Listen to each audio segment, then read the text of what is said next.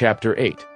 Our Buddha creates the scriptures and passes on perfect bliss. Wanyan obeys a decree and goes to Chang'an. If you try to ask about the dhyana or investigate the innumerable, you will waste your life and achieve nothing.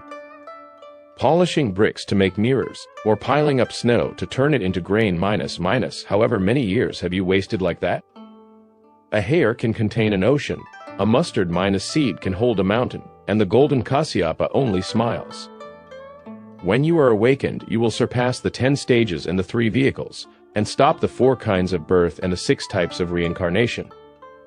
Who has ever heard, before the cliff of thoughts extinguished, under the tree that has no shadow, the sound of the cuckoo in a spring dawn? The path by the Sao stream is dangerous. The vulture peak is high in the clouds. Here the voice of the ancients was a mystery. On a cliff 10,000 feet high, 5-leaved lotuses bloom as scent coils round the shutters of the old palace. At that time your knowledge smashes all the currents of thought. The Dragon King and the 3 treasures can be seen. This lyric poem is set to the tune Su Wu Man. Our story goes on to how our Buddha, the Tathagata, left the Jade Emperor and went back to the Thunder Monastery, where he saw the 3,000 Buddhas, 500 Arhats, 8 great Vajrapanis, and countless Bodhisattvas standing under the pairs of sala trees at the foot of the Vulture Peak, all holding banners, canopies, jewels, and magical flowers. The Tathagata brought his propitious cloud to a halt and addressed them thus: "With my deep insight I surveyed the 3 worlds. The origin of nature is ultimately emptiness, like the great void, containing nothing at all. The subjection of this evil monkey was a mystery beyond understanding. It is called the beginning of life and death. Such is the appearance of things." When he had spoken, a sacred light filled the sky with 40-2 rainbows that linked north and south together. All who saw them bowed, and a moment later the Buddha gathered together some felicitous cloud and climbed to the supreme lotus throne, where he seated himself in majesty.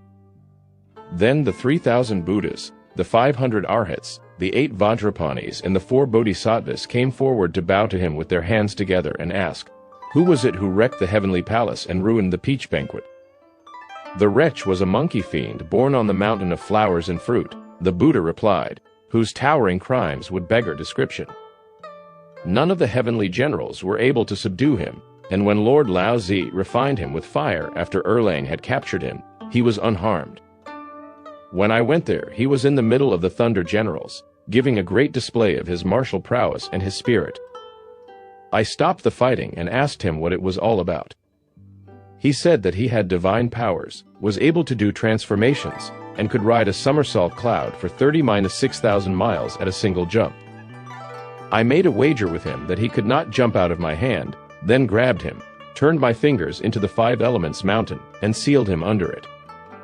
The Jade Emperor opened wide the golden gates of the Jade Palace and invited me to be the guest of honor at a banquet to celebrate peace in heaven he gave to thank me. After that I took my leave with him and came back here. They were all delighted by the news and they congratulated him effusively, after which they withdrew group by group, each to go about his duties as all rejoiced in the divine truth. Indeed, propitious vapors filled paradise. Rainbows surround the Venerable One. The Western Paradise, known as the best, is ruled by the Dharma King of non-phenomenon. Black apes are always offering fruit, deer hold flowers in their mouths, blue phoenixes dance, colored birds call, sacred turtles offer long life, immortal cranes present magic mushrooms. Here they peacefully enjoy the pure land of the Jetavana Park, the infinite realms of the Dragon Palace. Every day flowers bloom, fruit is always ripe. Through practicing silence, they return to the truth, achieving reality by contemplation. There is no birth nor death, they neither wax nor wane. Mists follow them as they come and go. Untouched by heat or cold, they do not notice the years. One day, as the Buddha dwelt in the Thunder Monastery on the Vulture Peak, he called together all the other Buddhas, Arhats, guardian deities, Bodhisattvas, Vajrapanis, monks and nuns, and said, "As we are beyond time, I don't know how long it has been since the crafty ape was subdued and heaven pacified, but by earthly reckoning it must be about 500 years. As today is a fine early autumn day and I have a precious bowl filled with 100 kinds of rare flowers and 1,000 varieties of exotic fruit, what would you say to our having an Ulambana feast? They all put their hands together and performed the reverence of going round him 3 times in acceptance. The Buddha then ordered Ananda to hold the bowl of flowers and fruit while Kasyapa lay them out. The hosts were moved to gratitude, which they expressed in verse. The poem on happiness went. The star of happiness shines bright before the Venerable One. Gifts of happiness spread wide and deep, ever richer. Fortune is boundless and lasts as long as the earth. A happy fate has the luck to be linked with heaven. Fields of happiness are widely sown and flourish every year. The sea of happiness is mighty and deep, never changing. Happiness fills heaven and earth, leaving legacies of happiness. Happiness grows beyond measure, eternally complete. The poem on official rank went. With rank as high as a mountain, colored phoenixes call. With rank ever increasing, we praise the evening star. Salary raised to 10,000 bushels, and a healthy body. Salary raised to 1,000 tons, and the world at peace. Rank and salary equaling heaven, and eternal too. Rank and fame as great as the sea, and even clearer. Rank and favor continuing forever, greatly to be admired. Rank and nobility without bounds, like 10,000 kingdoms. The poem on longevity went. The star of longevity shines towards the Buddha. The glories of the land of longevity start from here. Fruits of longevity fill the bowls, glowing with good omen. Longevity's flowers are newly plucked and placed on the lotus throne.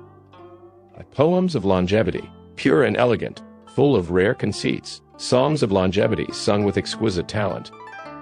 Life as long as sun and moon, life that will outlast both mountains and seas. When the Bodhisattvas had presented all the poems, they asked the Buddha to expound the fundamentals to them. Then the Tathagata opened his excellent mouth and expounded the great law and retribution. He spoke about the wonderful scriptures of the 3 vehicles and the theory of the 5 aggregates as contained in the Sarangama-Sutra. The deities and Nadas gathered round, and flowers came raining down in profusion. Indeed, the meditating heart shines like the moon in 1,000 rivers. The true nature embraces 10,000 miles of sky. When the Buddha had finished his sermon, he said to the host, I have observed that the morality of the living creatures of the 4 continents varies. In the eastern continent of superior body, they worship heaven and earth. Their minds are livery, and they are even minus-tempered. In the northern Kuru continent, they are given to killing living things, but they only do it to feed themselves. They are stupid and lazy by nature, but they do not trample much on others. Our western continent of cattle minus gift has people who neither covet nor kill. They nourish the vital essence and submerge the spirit, and although they produce no saints of the highest order, they all live to a ripe old age. But in the southern Jambu continent, they are greedy and lecherous and delight in the sufferings of others. They go in for a great deal of killing and quarreling. That continent can with truth be called a vicious field of tongues and mouths, an evil sea of disputation. I now have 3 stores of true scriptures with which they can be persuaded to be good. On hearing this, all the bodhisattvas put their hands together in submission, then went forward to ask, what 3 stores of true scriptures does the Tathagata have? I have 1 store of the Vinaya, the law, which is about heaven, 1 of Sastras, expositions which are concerned with earth, and 1 of Sutras, or scriptures, which save ghosts. The 3 stores consist of 15,140-4 scrolls in 30-5 classes. They are the scriptures for cultivating the truth and the gate to real goodness.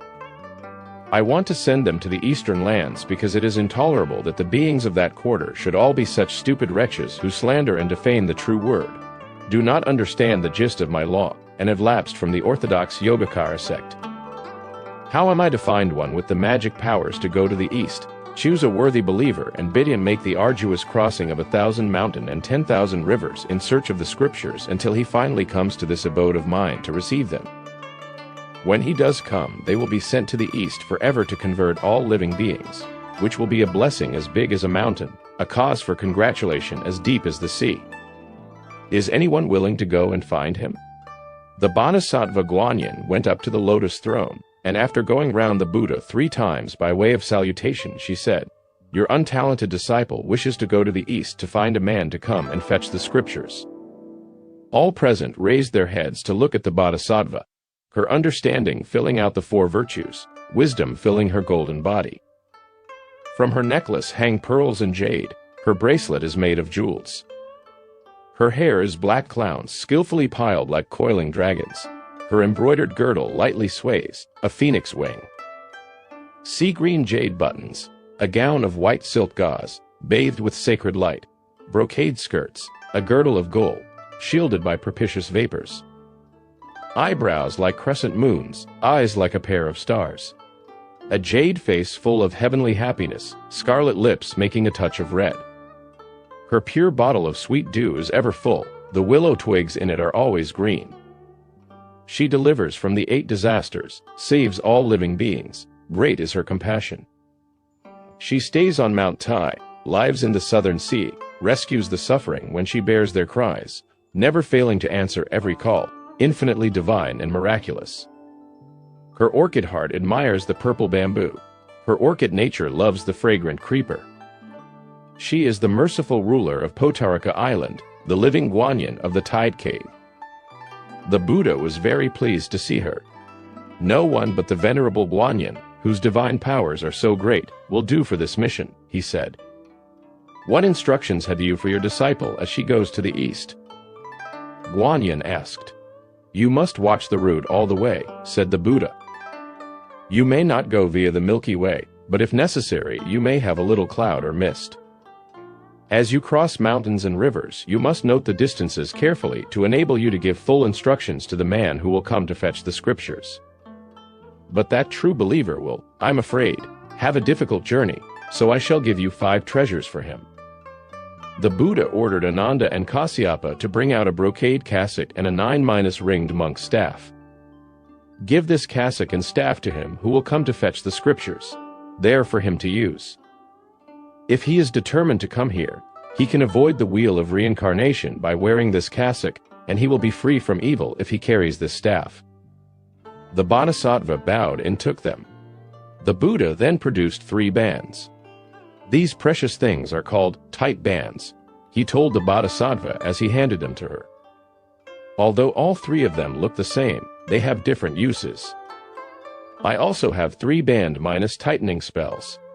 If you meet any devils with great magic powers on your journey, you should persuade them to reform and become the disciples of the pilgrim who will come to fetch the scriptures.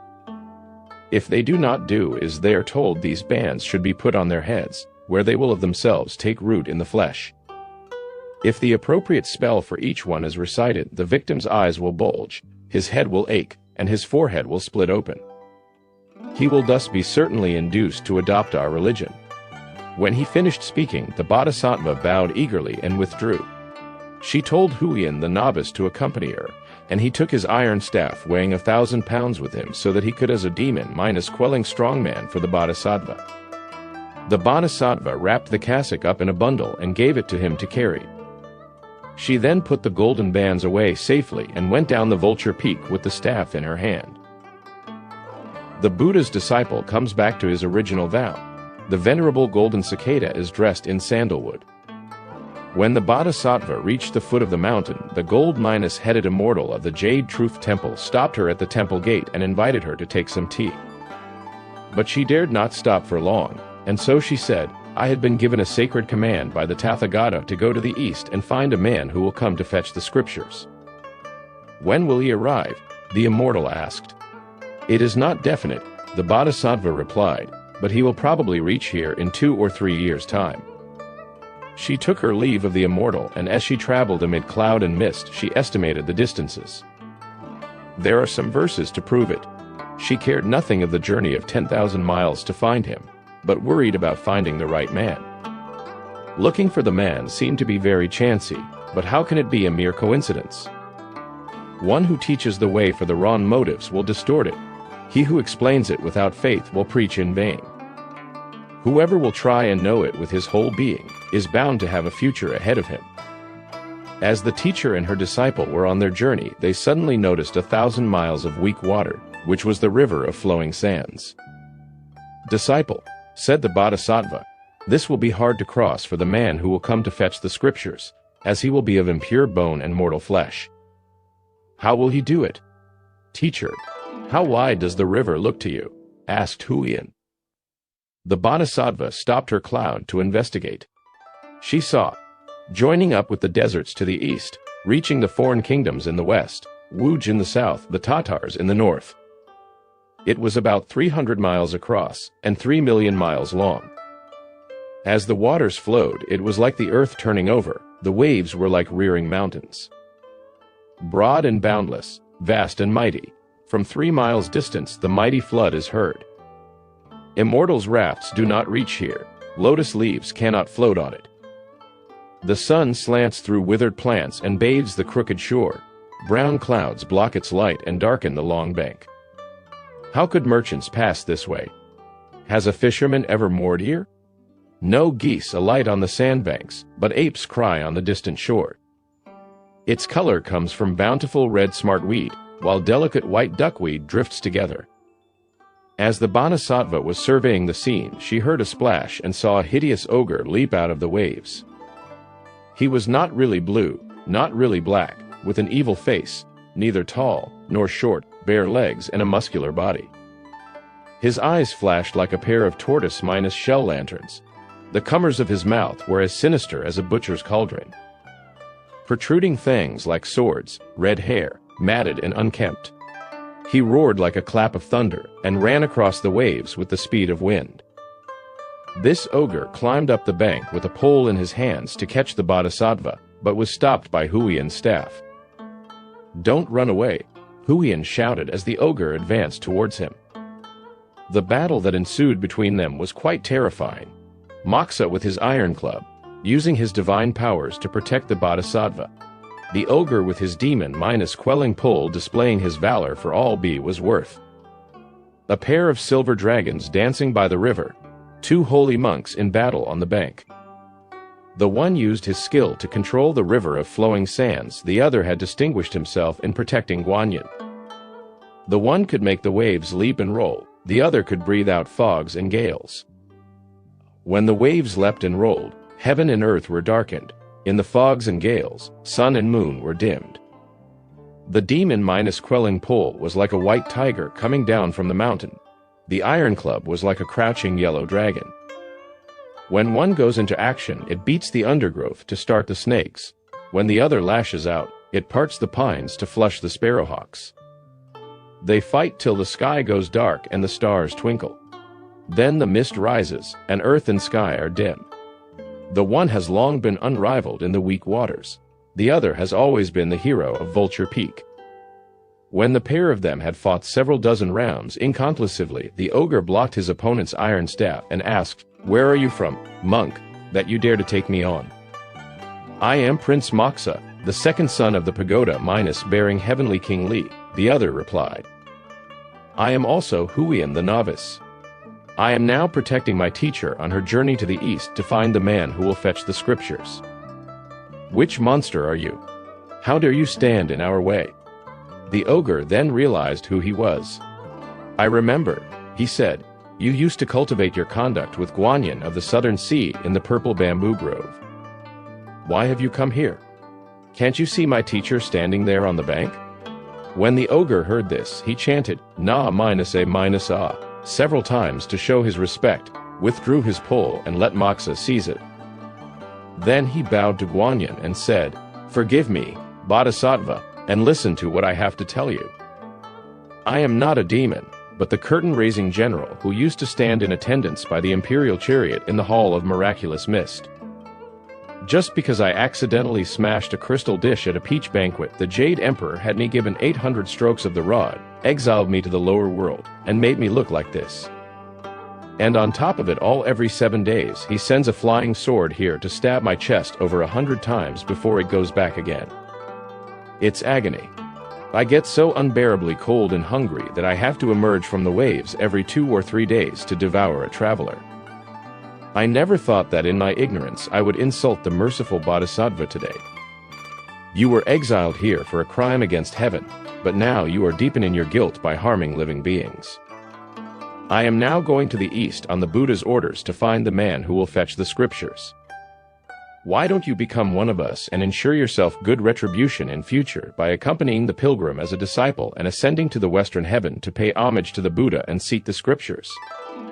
I will see to it that the flying sword stops coming to pierce you, and when you are successful you will be forgiven your crimes and your old job will be given back to you.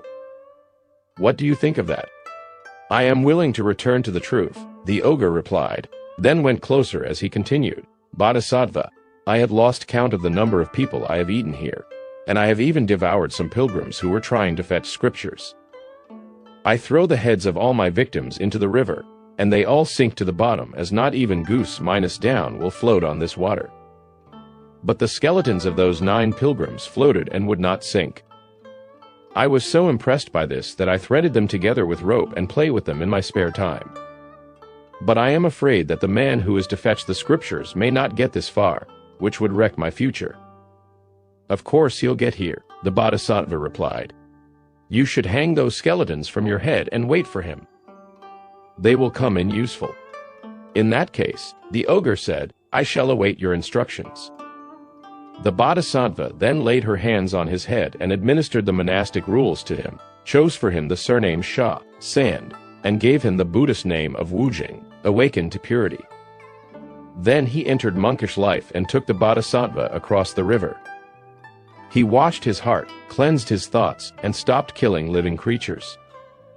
All he did now was to wait for the pilgrim who would come to fetch the scriptures. After leaving him, the Bodhisattva and Huiyin hurried on towards the east. When they had been traveling for a long time, they saw a high mountain veiled with an evil mist, and they were unable to climb it on foot. Just when they were intending to cross the mountain by cloud, a gale wind blew up and a monster suddenly appeared. He too was very menacing to behold. His entrails hung from his mouth, rolled up and knotted. His ears were like rush fans. His eyes shone gold. His teeth were sharp as steel files, and when he opened his mouth it was like a brazier. His golden helmet was tied firmly round his cheeks. His armor, bound with a silken sash, was a python's sloughed Minosaur skin. In his hands he held a nailed rake like a dragon's claw. At his waist hung a curved bow the shape of a half-moon. His martial might overawed the year planet. His overweening spirit threatened the heavenly gods. He rushed upon them, and without a second thought smote at the Bodhisattva with his rake. Moxa the novice parried his blow, and shouted at the top of his voice, "Remember your manners, damned monster, and watch out for my staff." "Monk," the other replied, "you don't know how to keep yourself in one piece. Mind my rake." At the foot of the mountain, the pair of them rushed upon each other as they struggled for supremacy. It was a fine battle. The fierce and murderous ogre, Huiyin, imposing and able. The iron staff could pulverize the heart, the rake struck at the face. The dust thrown up darkened heaven and earth, the flying sand and stones startled gods and ghouls. The 9-toothed rake gleamed and flashed as its pair of rings resounded. The lone staff was ominously black as it whirled in its owner's hands. One was the heir of a heavenly king, one defended the law on Potarika Island. The other was an evil fiend in a mountain cave. In their battle for mastery, none knew who the winner would be. Just when the fight was getting really good, Guanyin threw down a lotus flower from mid-air to separate the two weapons. The monster, shocked at the sight of it, asked, "Where are you from, monk? How dare you try to fool me with a flower in front of the eyes?" "I'll get you, you stinking, flesh-eyed mortal," replied Moxa. "I am a disciple of the Bodhisattva of the Southern Sea, and this lotus was thrown down by her." "Don't you know that? By the Bodhisattva of the Southern Sea, do you mean Guanyin, who eliminates the 3 calamities and saves from the 8 disasters?" the monster asked. "Who else could I mean?" retorted Moxa. The monster threw down his rake, bowed to him, and asked, "Where is the Bodhisattva, elder brother? May I trouble you to introduce me?" Moxa looked up and pointed. "There she is," he said. The monster kowtowed to her and shouted in a shrill voice, "Forgive me, Bodhisattva, forgive me." Guanyin brought her cloud down to earth, went over to him and asked, Are you a wild boar become a devil or a pig turned monster? How dare you block my way? I'm neither a wild boar nor a pig, the monster replied. I used to be Marshal Tien Peng in the Milky Way. Because I took some wine to seduce the Moon Maiden, the Jade Emperor sentenced me to 2,000 hammer blows and exile in the mortal world. My spirit had to find a womb to occupy, but I lost my way and entered the womb of a sow. That's why I look like this. I ate up my sow mother, drove all the other pigs away, and seized this mountain, where I keep myself by eating people. I never meant to offend you, Bodhisattva. Save me, I beg you. What is this mountain called? The Bodhisattva asked. It's called the Mount of Blessing, and the cave in it is called the Cloud Pathway Cave. Second sister Luan, who used to live there, saw that I knew how to fight and asked me to be the head of her household as her husband, but she died within a year and all of her property became mine. As the days lengthened into years, I found that I had no way of supporting myself, so I had to eat people to keep myself going as I had done before. Forgive me my sins, I beg of you, Bodhisattva. There is an old saying, the Bodhisattva replied, that goes, if you want to have a future, don't do anything with no future in it. You broke the law in the upper world, and since then your vicious nature has not been reformed. You have further sinned by taking life, so this surely means that you will be doubly punished. Future, said the monster angrily. According to you, I should have lived on air. As the saying goes, by the government's law you're beaten to death, and by the Buddha's law you starve to death. Clear off. Clear off. If you don't, I'll capture this pilgrim and eat this plump and tender old woman. I don't give a hoot if it's double sinning, triple sinning, or sinning 1,000 or 10,000 times over.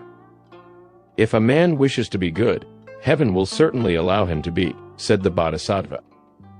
If you are prepared to submit to the truth, there are, of course, ways to feed yourself.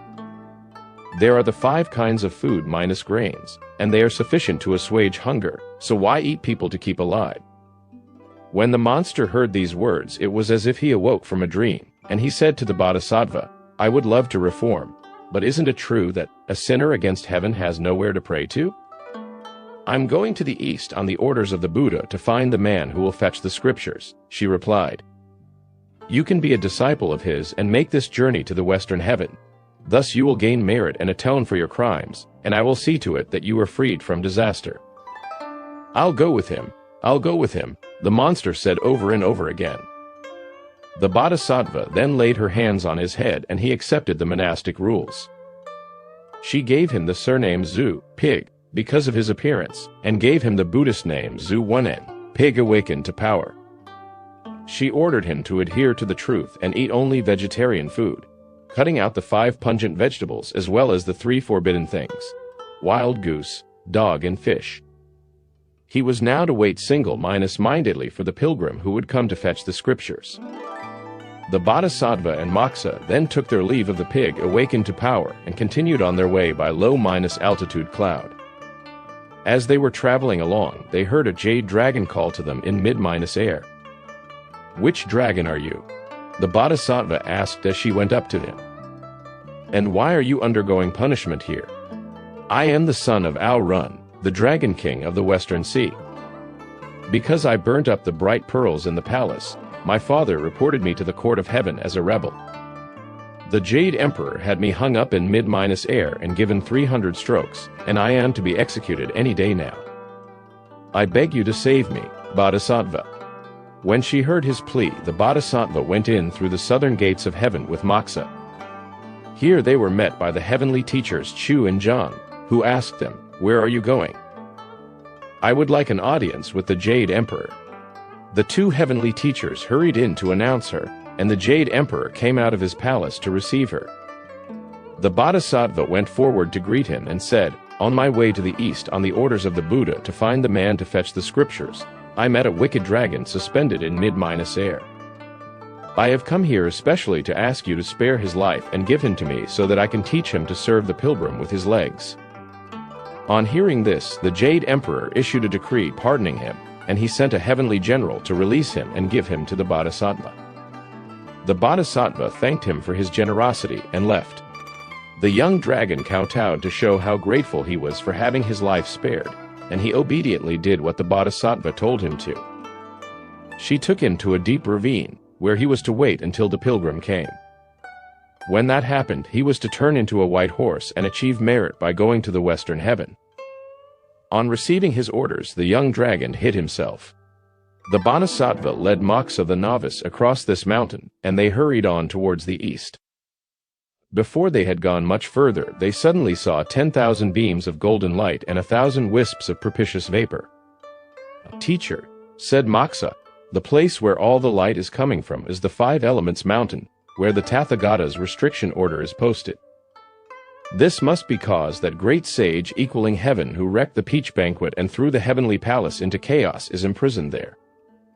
"That's right," Moksha replied, and teacher and pupil climbed the mountain together to look at the paper. On it were written the true words Om Mani Padme Bum, and when the bodhisattva saw them, she sighed deeply and composed a poem that went, "Pity the evil monkey who did not obey the Lord. In his arrogance he showed off his valor in the old days. In his folly he wrecked the peach banquet, and he had the effrontery to sin in the Tushita palace. In the army of 100,000 there was none to match him. His might was felt above the ninefold heavens. But now he has been caught by our Tathagata, the Buddha. Will he ever be able to unleash his talents and win more glory?"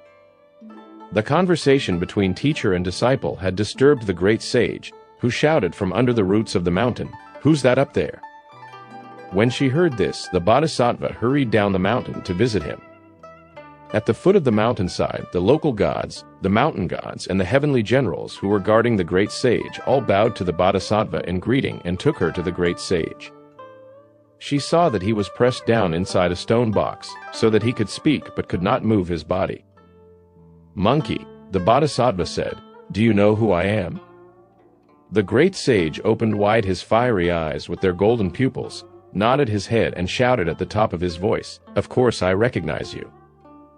You, thank goodness, are the all-minus compassionate, all-minus merciful deliverer from suffering, the Bodhisattva Guanyin from Potarika Island in the Southern Sea.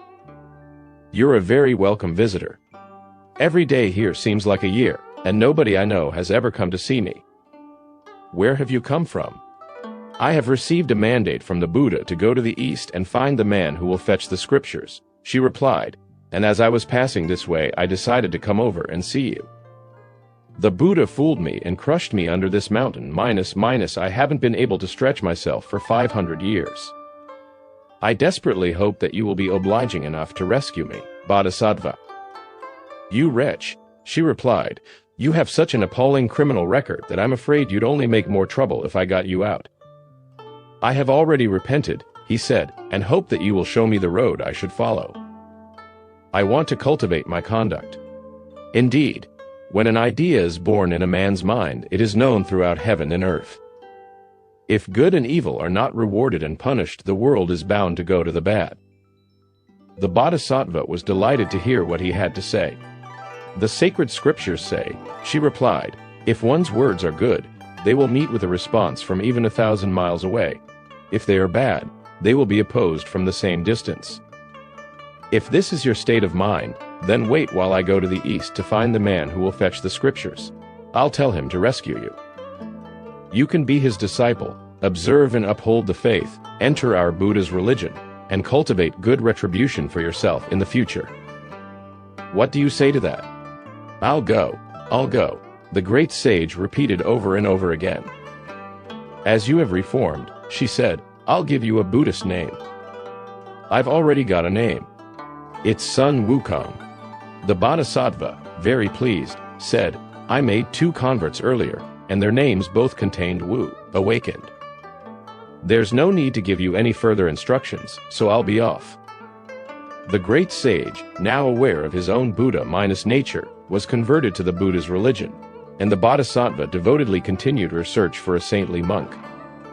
After leaving that place, she and Huiyan carried straight on to the east, and before long they reached Chang'an, the capital of the Great Tang.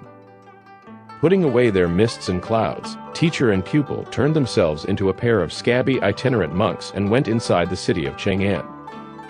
It was already dark, and beside the great market street they saw a shrine to a local tutelary god and went in. The local god was thrown into confusion at the sight of them, and the devil soldiers quaked with terror. They knew that she was a bodhisattva, and kowtowed to her in greeting. The local god then scurried off to tell the city god, the lord of the altar, and the gods of all the other shrines in Chang'an. When they knew that the bodhisattva had come, they all went to report to her and said, "Bodhisattva, please forgive us for our crime in being late to welcome you." "You mustn't let a whisper of this get out," she said. "I have come here on a decree from the Buddha to find someone to fetch the scriptures. I shall be borrowing your temple for a few days while I find this true monk, and then I shall go back." All the gods returned to their own shrines, and they took the local god to stay in the temple of the city god. Teacher and disciple disguised their true appearances. If you don't know whom they found to fetch the scriptures, listen to the explanation in the next installment.